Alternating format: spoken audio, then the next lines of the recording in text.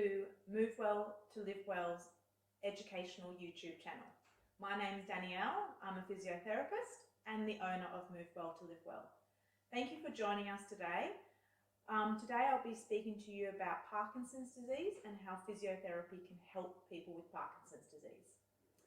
Just to let you know the theory behind our exercises and what we're trying to achieve is that when someone has Parkinson's disease, their movements are small. And what we want to do is make their movements big. That's just the simplified version. So with Parkinson's, the movements become small and rigid.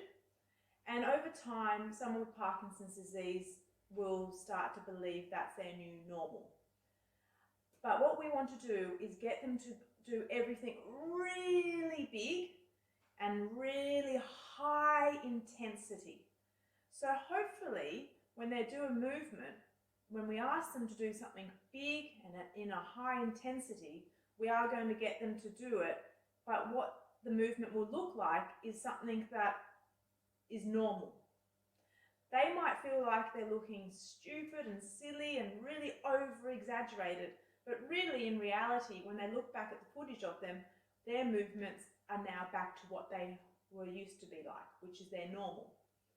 So the idea is to make their small movements really big, so we hopefully can get them moving a bit more normal like they used to be able to prior to having Parkinson's disease.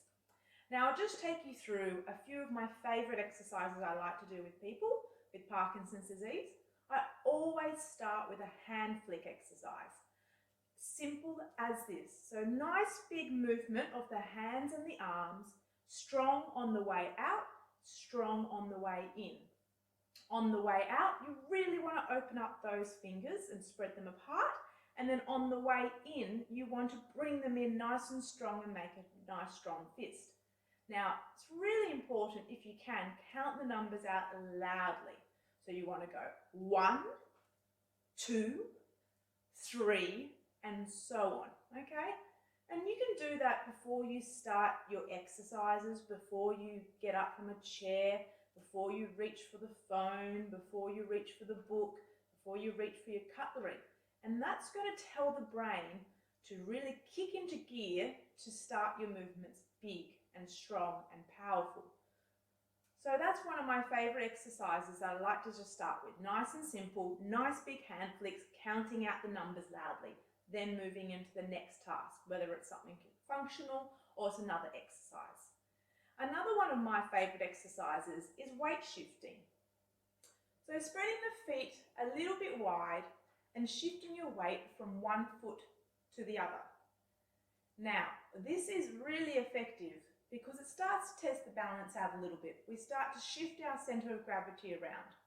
Now, it's also effective because when people with Parkinson's disease freeze, they're walking and then they freeze, going around a corner, changing surfaces, or just generally walking and start to freeze, to break up that thought process of wanting to take that next step, stop. So if you're freezing, and you're trying to take that next step and it's just not happening, stop. Reset, shift your weight side to side, and then take the next step. You might want to count those numbers out again, nice and loud.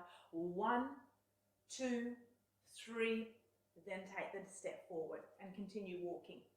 So weight shifting is a great exercise. It touches on balance a little bit, and it also is a great tool to be able to stop freezing. What you can do, you can also add on a bit of rotation, okay? Just like this, reaching across the body, because trunk rotation is something that a lot of us lose over time, especially people with Parkinson's disease. So creating that shift the weight over and reach across the body is nice, effective. Again, watch my hands. I'm coming out with a full hand and coming back in with a fist. And again, you'd count those numbers out loudly when you do the exercise. 1, 2, and so forth.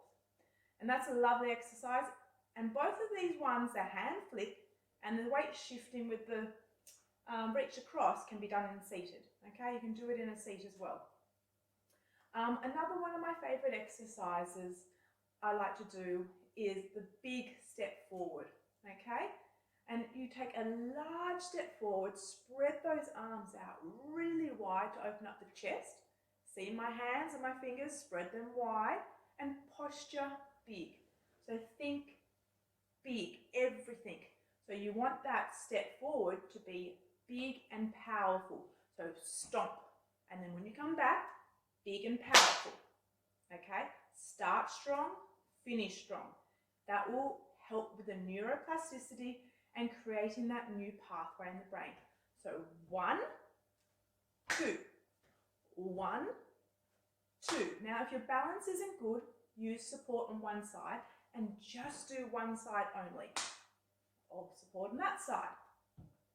One side only, okay? Really good, opens up the chest, gets the arms and the legs working at the same time, but also functional and can also stop you from freezing. So again, if you are freezing, try to take that big step forward and off you go with walking. Always count the numbers out loudly. That will just naturally get you to take a bigger step. Another one of my favorite exercises is the box step. Spread those feet wide, okay, nice wide base of support. You can use a bench to hold on to if your balance isn't good. Take a forward step, back step, okay? Try to make sure that your forward, your right and your left for the forward step is even, and your backward step with right and left is even. So it's a box. You're aiming for the corners of the box. So it's a 1, 2, 3, 4. 1, 2, 3, 4. So if you're holding support, you'd hold support. Otherwise, lift those knees up high, nice big stomps, high intensity, big, count the numbers out loud. 1, 2, 3, 4. 1, 2, 3, 4. Forward, forward, back, back. Keep repeating that, keep counting the numbers out loudly. Now, if you can make it a little bit more challenging for yourself, add the hands on as well. So remember that hand flick exercise? You're going to add it onto this one. 1, 2, 1, 2, 1, 2. Okay? We're not being lazy with the arms. We're still staying strong and powerful in both movements. Nice big stomps, nice big hand flicks, and nice big posture. Count those numbers out loudly. So I hope those are a few exercises you can take away from today and you can implement in your exercise program, or even just start with them. They're all good exercises. If you do have someone that can help you to do them, get them to ask you, can you go any bigger? So when you're doing it, get them to watch you and get them to ask that question, can you go any bigger? It will get you to reassess your movement and go, wait a second, maybe I can go bigger. And you try to go bigger, okay? Always high amplitude, high intensity is what we're looking at, okay? So when we do our Parkinson's exercises, we really want to commit everything to them. And that really helps with the neuroplasticity in the brain. So hopefully your movements will become a bit bigger over time, okay? And your voice will also become louder. So don't be afraid to count those numbers out loudly. Thank you for taking the time to watch our YouTube channel. Please subscribe.